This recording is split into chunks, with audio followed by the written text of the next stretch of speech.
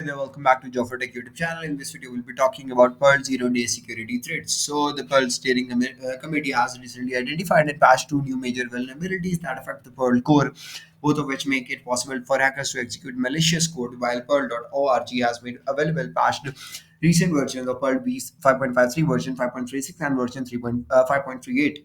Older versions are also affected, increasing the risk of running any version of Perl prior to version 5.34. So for this reason, Active State has taken the initiative to backward the security fixes of these vulnerabilities as far back as Perl version 5.22. More on this later. First, let's examine each vulnerability. So the first one is CVE2 to 2023-47038. This vulnerability is defined simply as the right pass buffer and via illegal user-defined Unicode property. But it is a problem that can arise when a well-crafted regular expression causes the Perl interpreter to overflow a section of memory, potentially causing undefined behavior, including crashes on other exploitable behavior. In other words, this attack can corrupt or crash your program, combined with another unknown or potential vulnerability in Perl or a library running with Perl. It may be possible for a dedicated attacker to execute malicious code remotely. You can trigger this vulnerability by executing a small regular expression with a custom user-defined character property embedded in it. Imagine if you were to take untrusted input from a user or the file on your system and then use that as part of regular expression. For example, if dollar input is equals to this is the code, you can have a look. You can eliminate the problem by avoiding this construct within your code. It's not very common, not allowing users to provide unmodified input used within the regular expressions in your application or within Perl libraries used by your application. CVE 2023-47039. This vulnerability is defined simply as the Perl for Windows binary hijacking vulnerability, where in certain situations an attacker may be able to convince a Perl program running on Windows to execute a malicious program in an unsecured directory in order to exfiltrate data, open a connection to a malicious external system, override data, infect your network, etc. The problem arises because Perl for Windows relies on the system path or environment variable to find the shell cmd.exe, but defaults to looking for cmd.exe in the current working directory. An attacker who has permission to create a file in the working directory can place a file named cmd.exe there. If Perl attempts to use this command to execute shell commands, Perl will execute the attacker's file.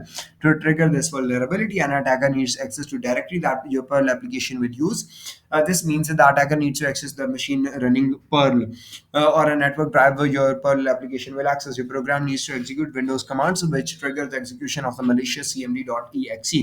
Perl zero-day solutions for active state customers. Active State has been supporting Perl for more than 20 years, originally via a legacy between pre-built distributions, Active Perl Community Edition, and now we are more secure and up-to-date Active State Perl. To ensure you can continue working with a secure version of Perl, Active State users have a number of choices: Active State Perl customers and Active Perl customers.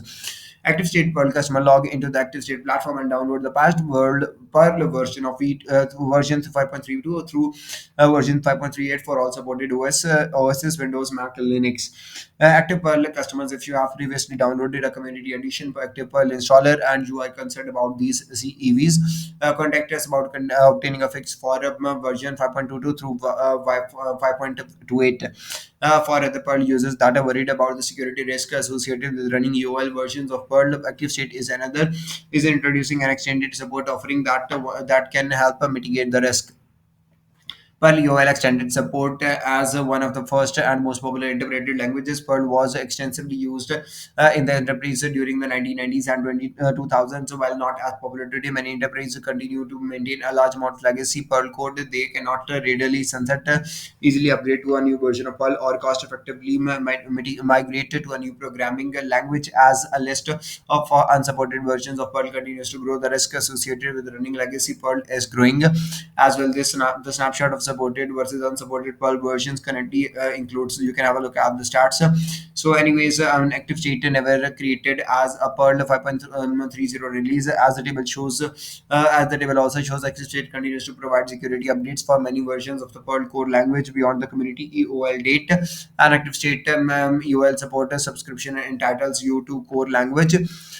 Support the features and functionality of the core Perl language and standard libraries, patches vulnerabilities with will be addressed with the backported patches from community supported versions of Perl community contributors and our own Perl experts.